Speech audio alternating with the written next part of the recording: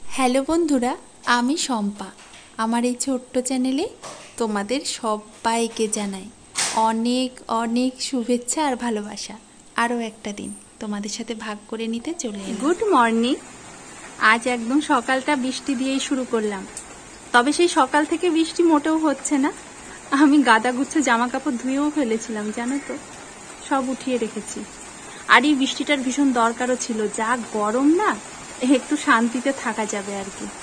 জামা কাপড় কেচে বাইরে দড়িতে দিয়েও এসেছিলাম রোদে, আবার এই যে উঠিয়ে এনে রাখলাম, পরে আবার ঘরে ছড়িয়ে দেব।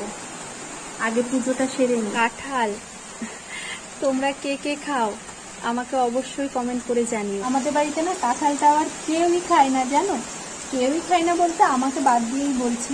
আমি তো এমনিতে সবই খেতে ভালোবাসি, তবে আমারও কাঁঠালটা না অতটা ভালো লাগে না খেতে, বলতে পারো এই বছরে খেতে হয়, তাই আর কি কাঁঠালটা আনা।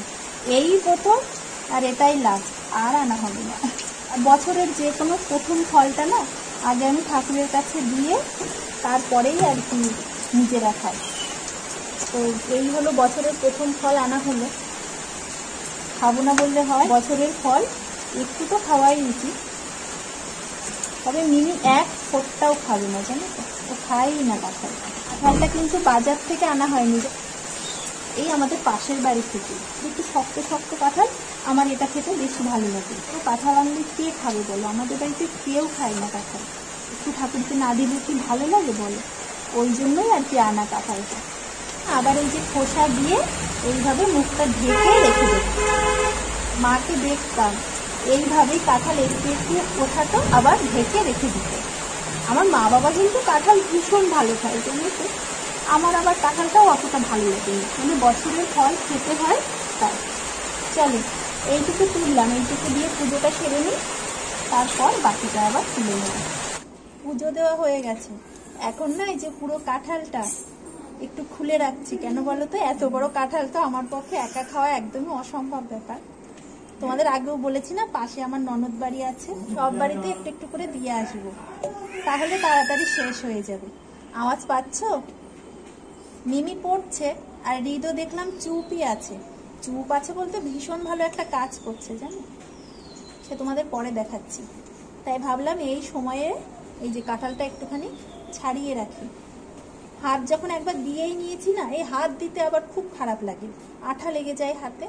এই যে একটু তেল দিয়ে দিয়ে যদি ছাড়ানো হয়, একটু আর আঠা লাগে না হাতে। সবাই জানো তোমরা, আমি জানি, তাও একটু বললাম। মিমির আবার আজ পরীক্ষা আছে, আর আজই হলে না মিমি পরীক্ষাটা শেষ হয়ে যায়। বাপ রে, বাঁচা যায় একদম।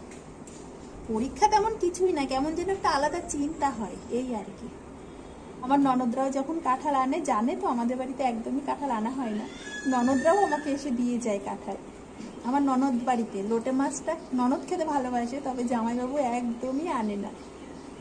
তো আমি যখনই লোটে মাছ করি, আমি গিয়ে ও বাড়িতে দিয়ে আসি। পাশাপাশি থাকলে এই একটা সুবিধা হয়, কিছু ইচ্ছা হলে টপ করে দেওয়া যায়। দেখো গল্প করতে করতে পুরো কাঁঠালটা ছাড়িয়ে ফেললাম, সারা ঘর একদম কাঁঠালের গন্ধ গন্ধ হয়ে গেছে। অনেকটা কাঁঠাল হয়েছে, এই দেখো, এই দেখো কতটা, দেখেছো, এতটা কাঁঠাল খাওয়া যায়।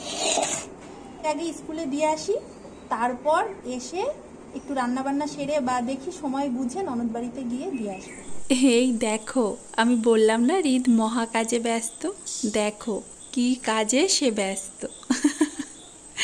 ভাগ্যিস আমি এগুলোকে ভিডিও করে রাখতে পারলাম, বড় হলে দেখবে, আর আমি তখন বলবো, দেখ তুই দিন ভরে কত কাজ করতিস। একটা একটা করতে করতে দেখো কতগুলো বোতল এনে মিমির পাশে জড়ো করেছে। ওই দেখো আবার যাচ্ছে। কি কাজ ভাবতে পারছো? আবার গেছে আনতে। কি হলো, খালি হাতে কেন? আর বোতল নেই বাবা? ও বাবা, আর বোতল নেই? হ্যাঁ, আর বোতল নেই বোধহয়।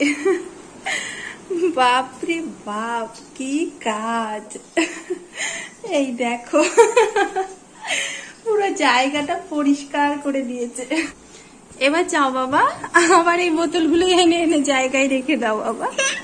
নিয়ে আসো, নিয়ে আসো, আসো আসো আসো, এই রেখে দেবো, আসো আসো।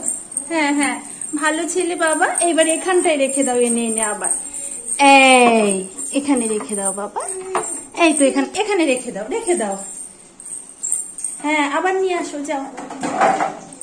মাম্মা, মাথাটা আর দাগ নাম্বার ঠিক করে দেবে। দাগ নাম্বার ভুল হলে কিন্তু 1 নাম্বারও দেবে না। হ্যাঁ, সব পারবে। মিমিকে স্কুলে দিয়ে এসেই সোজা রান্নাঘরে ঢুকে পড়লাম, তাড়াতাড়ি রান্নাটা সেরে নেব। আর জানো তো, সকালে একটু বৃষ্টি হয়েছিল, তো আবহাওয়াটা বেশ ঠান্ডা ঠান্ডা। রান্না করার জন্য একটা আলাদাই মজা লাগছিল। 2টো মাছই একসাথে করে নিলাম। আজ না ভোলা মাছটা একটুখানি এই যে ঝাল করলাম, আর পার্শে মাছটা একদমই পাতলা ঝোল। রিতকেও চান করিয়ে রেডি করিয়ে দিলাম। এটা আর আমি নিজেও রান্না করে রেডি হয়ে নিলাম। এখন যাই দিদিদের কাঁঠালটা দিয়ে আসি। এই একটা, আর এক্ষুনি পড়ে যাচ্ছিল, এই একটা। 2টো গুছিয়ে নিয়েছি। চলো যাই, আজ ভিডিওটা এখানেই শেষ করলাম। কাল আবারও ফিরে আসবো আরো একটা নতুন ভিডিও নিয়ে। সবাই ভালো থেকো, আর অবশ্যই অনেক অনেক আনন্দে থেকো। টাটা। একটু টাটা বলো, বলবে না? টাটা।